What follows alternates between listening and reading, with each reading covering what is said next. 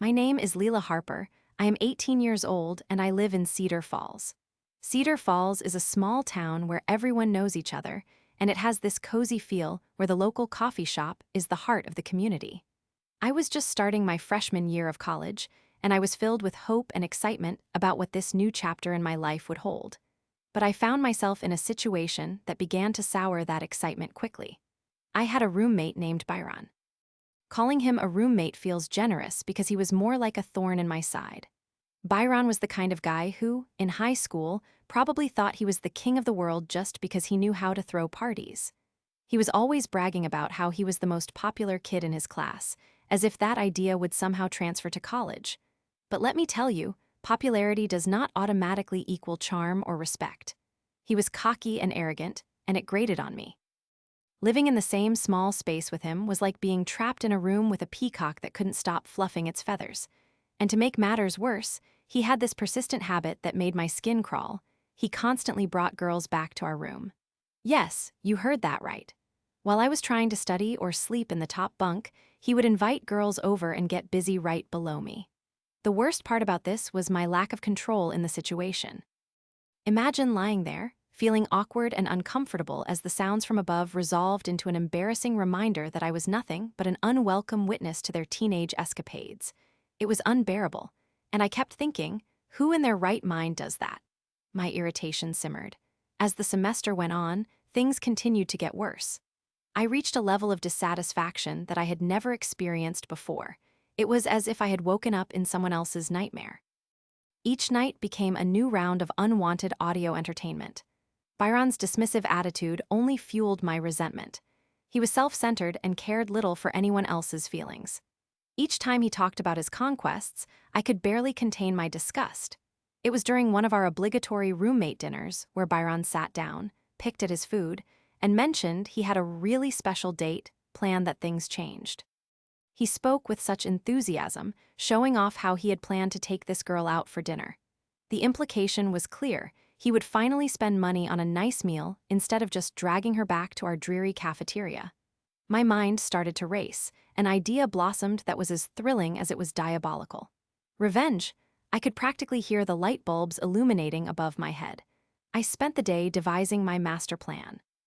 I had a box of Oreos stashed away in my drawer, and I decided they would be the perfect vessel for my vengeance. But I needed to make my revenge crafty and subtle. I dug around and found a box of X-Lax, and that insidious little idea blossomed into full fruition. I carefully opened the box of Oreos and replaced a few of the middle cookies with the chocolate sandwich disguises filled with X-Lax. I placed the remaining safe Oreos on top, making it appear as if nothing was amiss. I waited for the perfect moment to execute my plan. I casually set up camp in the lounge with my box of Oreos, waiting for Byron to come by. It felt absurdly good to be plotting my revenge while I munched on the innocent snacks. When he walked in, I could see the smugness in his eyes again. "Hey, Byron," I called out. "Do you want some Oreos? I am feeling pretty full." His eyes lit up as if I had offered him a pot of gold. "Of course. I could really use a snack right now," he exclaimed, practically shooting across the room. I fought hard not to laugh at his eagerness. There is something particularly satisfying about seeing someone so excited over a sugary treat, not knowing that doom was lurking within the very cookies he was about to devour. He wasted no time digging into the box, practically shoveling them into his mouth. I watched him, half amazed and half horrified by how someone could shove an Oreo down their throat that quickly. "I am kind of starving, and I am not eating until later, so this will hold me over," he said, grinning like the Cheshire Cat.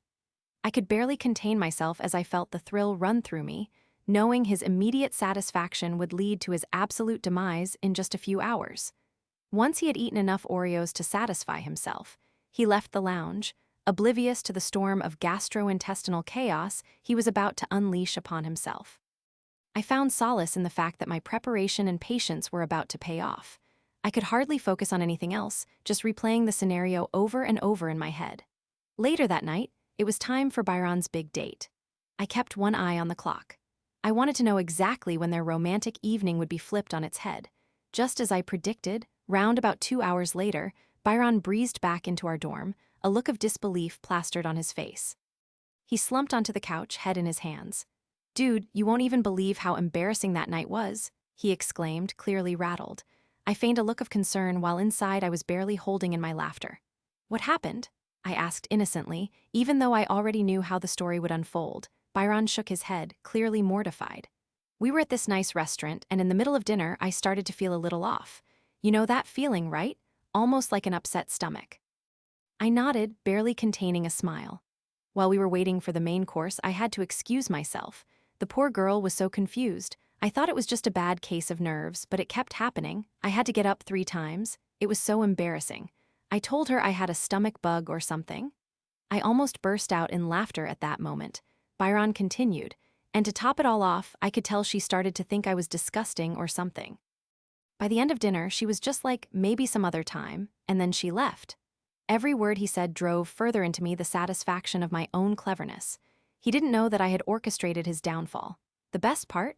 He still had no idea what had truly caused his plight.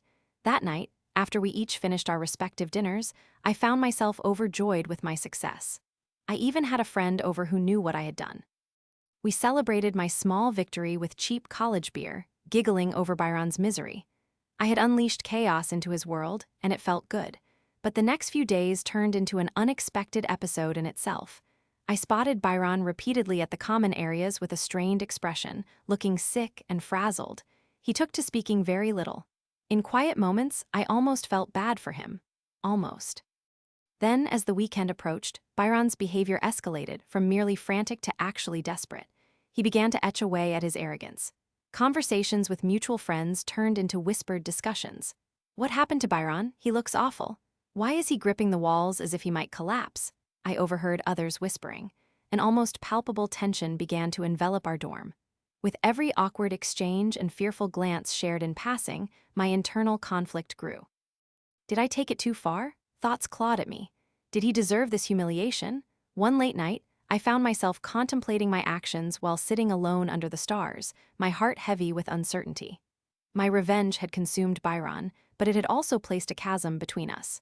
What seemed like harmless payback was spiraling into something that weighed on my conscience. I summoned my courage and decided that I needed to come face to face with Byron. I would confess, not only to ease my own guilt, but to bring closure to this strange and twisted situation. The next day, I knocked on his door, and when he opened it, his face registered utter surprise. "Hey, Byron," I said, forcing myself to sound casual. "Can we talk?" He looked hesitant, but eventually nodded. As we settled on the floor of our common room, I took a deep breath. I could feel my heart racing. I wanted to apologize for what happened the other night. I steeled myself as I admitted everything. I watched as confusion washed over him. Byron's eyes widened in disbelief. "You did this to me?" His voice was low and strained, and I could tell my confession surprised him. "Yes, it was all me.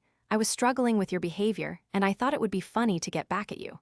I felt vulnerable laying bare my actions. His expression morphed into something more complex, astonishment blended with something darker. "It was pretty messed up, Leela," he said, not even bothering to sugarcoat his thoughts.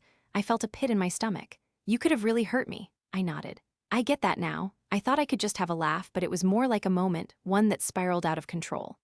As my words filled the air, an unforeseen silence settled between us. We both had our goals for this semester. I thought I was just trying to survive and make friends, and I guess I got a little caught up in my own failures. I sighed, feeling a wave of catharsis overtake me. Byron looked at me with a more earnest expression than I had anticipated. "I can see that. I get overwhelmed too, especially with the pressure to impress." It felt oddly liberating. We both needed to air our grievances. We shared laughter and awkward moments discussing our experiences, the things that had weighed heavily on both our shoulders. Friendship crept in slowly among layers of the past. By the end of our talk, we had a new understanding. Byron may have been an arrogant prick, but beneath it was someone who struggled just as I did. The unexpected twist here wasn't the revenge I sought or the punishment I delivered. It was the shared realization that both Byron and I were just trying to navigate the intimidating waters of college life. While Byron encountered the effects of my careless actions, I too had to confront who I had become in those moments of vulnerability. In the months that followed, things changed for both of us. I stopped seeing him as just the obnoxious guy who occupied my space and instead recognized him as someone capable of growth. We forged an unlikely friendship that turned into a sort of partnership that I had never anticipated. The respect for each other rebuilt what felt shattered and set the tone for the rest of our college days.